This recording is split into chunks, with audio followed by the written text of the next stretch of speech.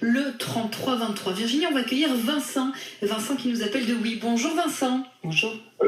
Bonjour. Vous êtes policier, Vincent.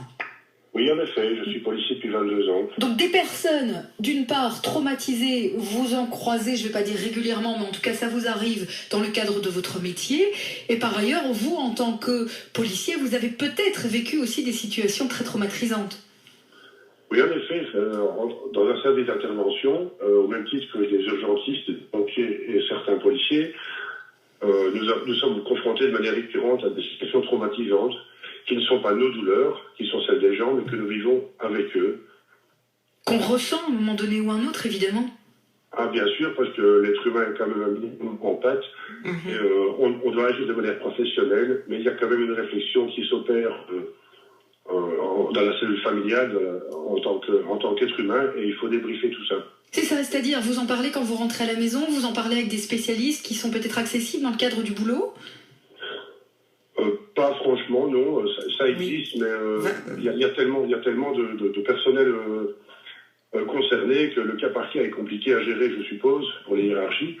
Mais moi, j'ai fait appel à un thérapeute à l'extérieur, oui. Et également ma compagne et mon entourage.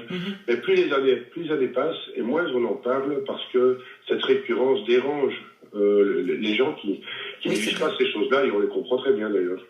Vous permettez de mettre en évidence que tous les services comme le vôtre, les pompiers, les ambulanciers, les médecins urgentistes, en fait sont quand même relativement seuls de manière institutionnelle par rapport à ce qu'ils peuvent vivre, même s'il y a des services qui sont mis en place, c'est pas assez. Moi, je crois entendre dans votre domaine professionnel que, en tout cas, ce n'est pas assez. Et c'est vrai que se faire suivre à côté, c'est très très bien. Que quand l'entourage est présent, c'est très bien aussi. Mais l'entourage, en fait, a du mal au bout d'un moment à recevoir parce que il est plus éponge que canal. Et donc, la personne qui travaille dans un service d'urgence, au bout d'un moment, se tait.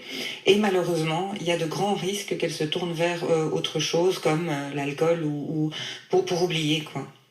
Donc c'est vrai que ça n'est pas facile. Vincent? Oui, j'ai très bien entendu, et c'est le vif du sujet, c'est difficile de l'admettre de manière plus ou moins anonyme. Il peut y avoir des exutoires qui peuvent être le sport, qui peuvent être d'autres, mais qui peuvent être aussi beaucoup plus sournois, qui sont l'alcool, qui sont l'introversion, l'irritabilité, le fait de ne pas pouvoir communiquer une réalité qui n'appartient pas à tout le monde et dont nous sommes spectateurs et non pas victimes directement. C'est ça.